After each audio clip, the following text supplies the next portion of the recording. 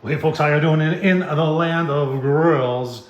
We're doing the assembly today on the Blackstone, the new Blackstone pizza oven, folks. Super excited about this. If you've watched the review video on it and you made it this far, this is where we're going to show you what it takes to put this together. But if you're interested and you just saw this, and the review video is going to be down in the description if you want to know more about the Blackstone pizza oven, let's get it out of the box.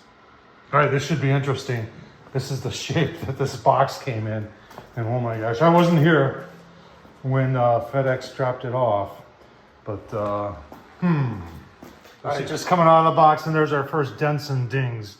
I can straighten those out. Hopefully there's nothing worse. All right, pretty much unboxed. The only damage I really found was in that one piece, and I already bent it back, so not a big deal. Our stones, you know, that's the key part right there. No damage there. There is some components inside there I got to take out, and then we'll start putting together the stand. All right, I know I said we'd start putting together, but we got to look what's in those other boxes. So you've got your wheels. There's the legs for the wheels. You got a bunch of screws that tells you how much assembly we got. Doesn't look to be too bad.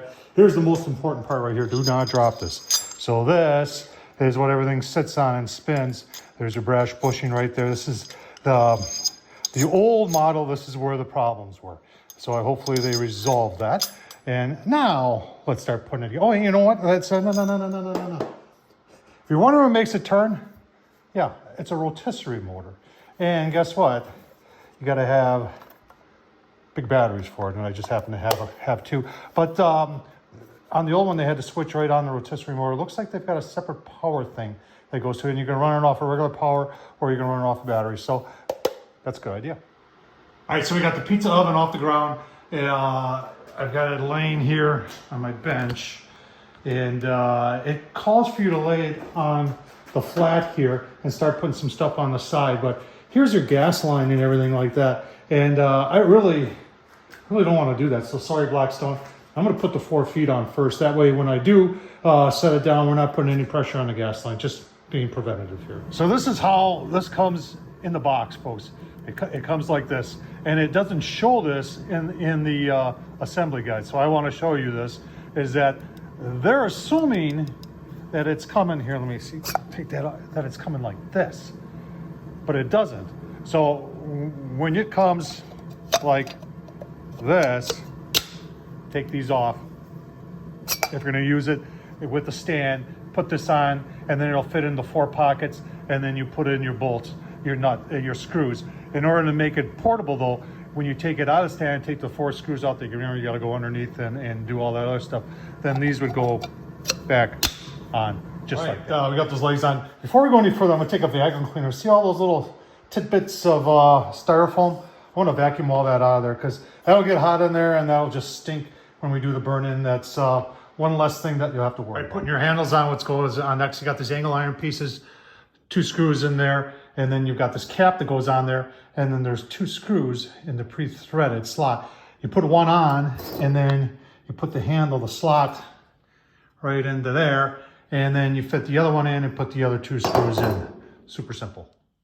All right, so the handles are on, and now we're gonna put, this is where there's a brass bushing, and that's where your rod goes that turns the wheel.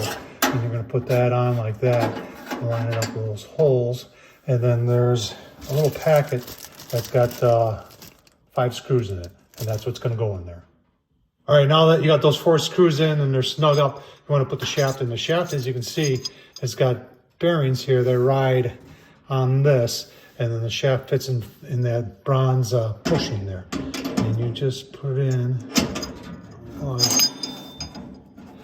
like that, just like that. That's how it goes. All right, this is why I do this for you folks, because this is like my 3rd attempt.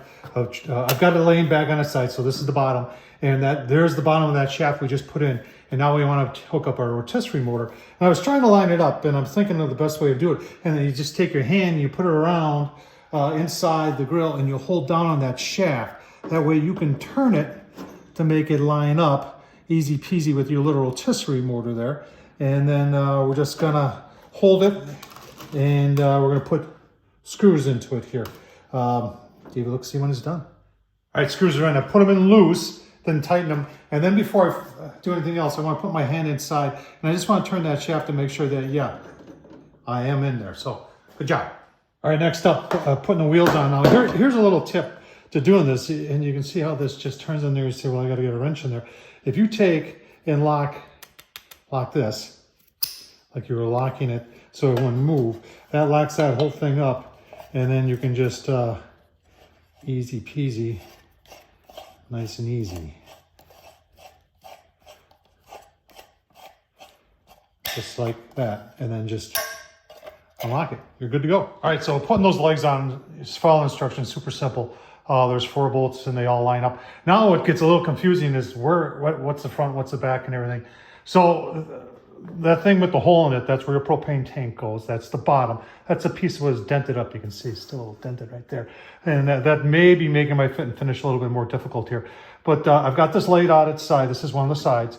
And I put the bolts in, the screws in, left them loose, put that side in, left it loose, and just lined everything up. And once everything was lined up, then I tightened it up, and I think this is correct. Now I'm gonna repeat the process with the top and the stuff that goes there. All right, so I did have it together right, and I just put the other side on. And I just want to point out, as you're putting in some of these other things, they did a little, nice little thing here, a little slot there. So when you got a screwdriver in there, you get a straight shot at putting that screw in. So good job by Blackstone. All right, so here's another tip. You notice how this is just slightly angled right here? So the bigger side goes down below on the lower screw hole. If you do it the wrong way, you'll say, well, why is there a gap there? And it just got to take the screw out. And don't do as I did. I'm trying to save you some time. So I could not figure out what that orange piece was for. So I went through the recycling bin and got the box out and looked at the pictures and said, oh, yeah, that goes so you can see the Blackstone. So if you forget it, I don't think it serves any structural purpose, but other than to put a little orange in your Blackstone. All right, so once you got that thing on there, then you got to go underneath, and I'm laying underneath where the propane tank would go, and you've got 4 screws, and look at my finger there, right there. And the heads from the other one fit in that one hole. That's kind of like your index. So when you get them in there, then the other ones line up with, you got to put 4 of them in, and while you're down here, you might as well put the plug in on the rotisserie so you also have a plug in with the battery. This part's pain in the butt. All right, so that cast iron steel plate goes on next. I think it's heavy, so I'm assuming it's cast iron. And I did find out that when I put the plug in for the rotisserie motor, the battery part doesn't work. So you got to have it plugged in. And I'm probably going to plug it in anyway because the batteries just probably won't last very long, in my opinion. All right, some of you are going to ask what the hole is for. So the hole is for, you put the stone in there, you can put your finger underneath when it's cool and get the stone out of there easier, but you gotta know where the hole is too. All right, 1 stone on top, 1 stone on bottom. I put a little mark there, magic marker where that hole is. We'll see how long that lasts. All right, you got the peel holder, no screws, that just fits in a slot. And the top is on, that just sits in there, gravity. And then you've got your cover, don't use while it's hot. The old one didn't have that. I'm just trying to make it more secure. But that's pretty much it, folks. I've got a solid hour and a half into this. Some of the things that were really confusing on were those legs. Told you to put them on, and then later on it says, oh, by the way, if you're putting them on the stand, take them off. And so hope this is helpful. Tom Horsman at YouTube. Thumbs up, leave a comment, and as always, thanks for watching.